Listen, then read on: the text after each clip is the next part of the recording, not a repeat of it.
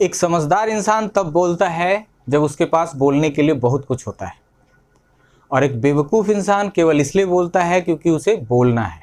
तो क्या आप इसीलिए बोलते हैं क्योंकि आपके पास बोलने के लिए बहुत कुछ है, या आप भी इसलिए बोलते हैं क्योंकि आपको बोलना है? नमस्कार, मैं देवेंद्र विश्वास, फाउंडर देवेंस क्लब, आप सभी का स्वागत करता हूं हमारे इस चैनल में।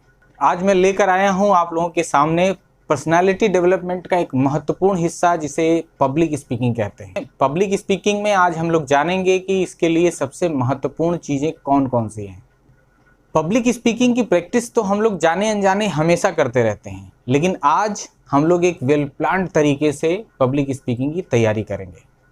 आमतौर पर सार्वजनिक रूप से बोलना ही पब्लिक स्पीकिंग कहलाता है, चाहे आप फॉर्मली बात कर रहे हों, चाहे फेस टू फेस किसी से बात कर रहे हों, चाहे आप क्लासरूम में हों, चाहे ऑफिस में हों, और चाहे एक बड़े समूह को संबोधित कर रहे हों। इसके लिए 3 महत्वपूर्ण चीज़ें होती हैं जो आपके लिए जानना बहुत ज़रूरी है। पहला है आत्मविश्वास, कॉन्फिडेंस। दूसरा है ज्ञान, नॉलेज। तीसरा है बिलीव, खुद पर और अपने कंटेंट पर। पब्लिक स्पीकिंग सबके लिए ज़रूरी है, चाहे आप किसी भी भूमिका में हों। चाहे आप टीचर हैं तो क्लासरूम में, चाहे आप स्टूडेंट हैं तो भी क्लासरूम में, चाहे आप बॉस हैं तो ऑफिस में, और चाहे आप लीडर हैं तो अपने लोगों के सामने। नहीं तो कम से कम आपको अपने दोस्तों के सामने तो बोलना ही पड़ता है। एक अच्छा स्पीकर बनने के लिए आपको 4 महत्वपूर्ण बातें जरूर जाननी चाहिए। इसमें पहला है, आप विचार देने वाले बने। जिस भी टॉपिक पे आप बात करना चाहते हैं उसके विषय में आपके पास कुछ विचार हो, कुछ सुझाव हो। अगर वो एक समस्या है तो उसका समाधान हो। कहने का मतलब कि आपकी तरफ से चीज़ें डिलीवर हों। दूसरा महत्वपूर्ण पॉइंट है कि सबसे पहले आप क्लियर हो लें कि आप किस मुद्दे पर बात करना चाहते हैं। उस मुद्दे से संबंधित आपके पास जानकारी हो। टॉपिक को लेकर आप सहज हो जाएं, आप स्वाभाविक हो जाएं।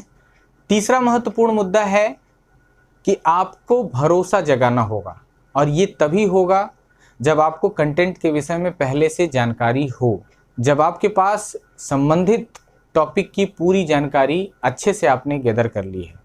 आप जब ऑडियंस के सामने जाएं तो पहले एक कम्युनिकेशन स्टेबल करें। जाते ही आप शुरू न हो जाएं। वहाँ की परिस्थिति देखकर पहले सबका ध्यान अपनी ओर आकर्षित करने की कोशिश करें, उसके बाद ही अपने टॉपिक पे आएँ। चौथा पॉइंट है अपने ऑडियंस के साथ इंगेज होना। ऑडियंस के साथ इंगेज होना, अपने कंटेंट के साथ इंगेज होना, ये तभी हो सकता है जब आप में पर्याप्त बोल्डनेस हो। आपको ये कतई नहीं सोचना है कि सामने वाला आपके विषय में क्या सोच रहा है। वो कहते हैं ना कि अगर आप ये सोचेंगे कि लोग क्या सोचेंगे तो वाकई लोग क्या सोचेंगे। आप अपने बोलने के दौरान स्टोरी को यूज़ करें। स्टोरी से ये होता है कि आपका एक प्रॉपर इंगेजमेंट बन जाता है।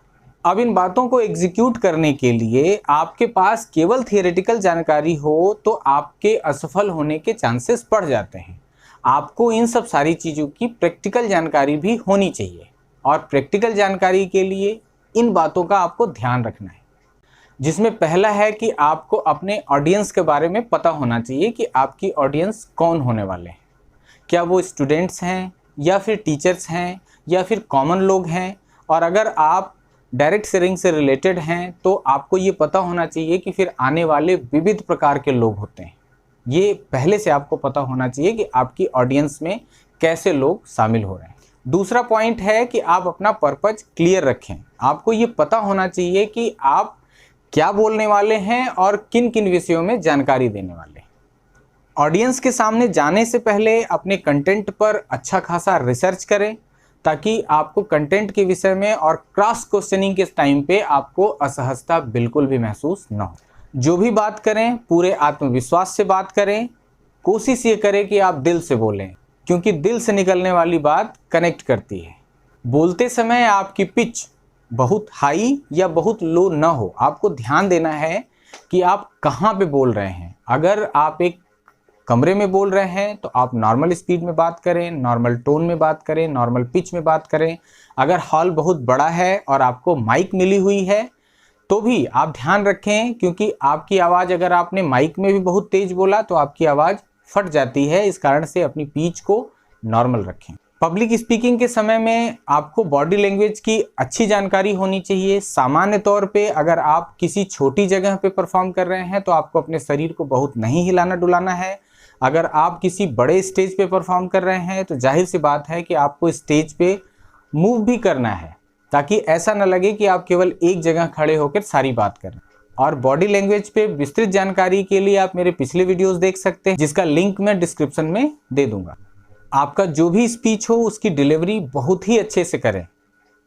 आपको आपकी भाषा पे पकड़ होनी चाहिए। अगर सुनने वाले हिंदी भाषा के क्षेत्र के लोग हैं तो आपको हिंदी पे अच्छी पकड़ बनानी चाहिए, नहीं तो आपको हिंदी और इंग्लिश मिक्स करके बात करनी चाहिए, ताकि आपकी बातें सामान्य तौर पे आसानी से समझी जा सके। आपके कपड़े फॉर्मल और कंफर्टेबल हो, ताकि आपको असहजता महसूस बिल्कुल भी ना हो। जाने से पहले आप हल्का भोजन ही करें और पानी यथासंभव गुनगुना ही पिएं। अब बात आती है इन सब के प्रैक्टिसेस की। आपको ब्रीदिंग एक्सरसाइजेस जरूर करना चाहिए, ताकि बोलते समय आपको बहुत ज़्यादा दिक्कतें न महसूस हों। आपको प्राणायाम और योगा भी करना चाहिए। शुरुआत में आप स्मॉल टॉपिक्स को चुनें और उनको बार बार प्रैक्टिस में लाएं। ये सारी चीज़ें आप रिकॉर्ड करें और रिकॉर्ड करके सुने और उनमें अपनी कमियों को ढूंढ करके उनको दूर करने की कोशिश करें। शीशे के सामने प्रैक्टिस करना एक अच्छा तरीका होता है। वो मैं पहले भी बता चुका हूँ कि शीशा आपका सबसे अच्छा मित्र होगा। अगर आप शाई नेचर के हैं, आप चाहें तो शीशे के सामने अच्छी से अच्छी प्रैक्टिस कर सकते हैं। तो ये थी पब्लिक स्पीकिंग से रिलेटेड बेसिकल बातें। पब्लिक स्पीकिंग से रिलेटेड बहुत सारी ऐसी बातें हैं जिनका जिक्र मैं अपने अगले वीडियो में करूंगा। तब तक के लिए वीडियो को लाइक करें, कमेंट करें, शेयर करें और चैनल को सब्सक्राइब करना बिल्कुल न भूलें। तो देने के लिए समस्याओं को मात, जुड़े रहिए हमारे साथ। बहुत बहुत धन्यवाद।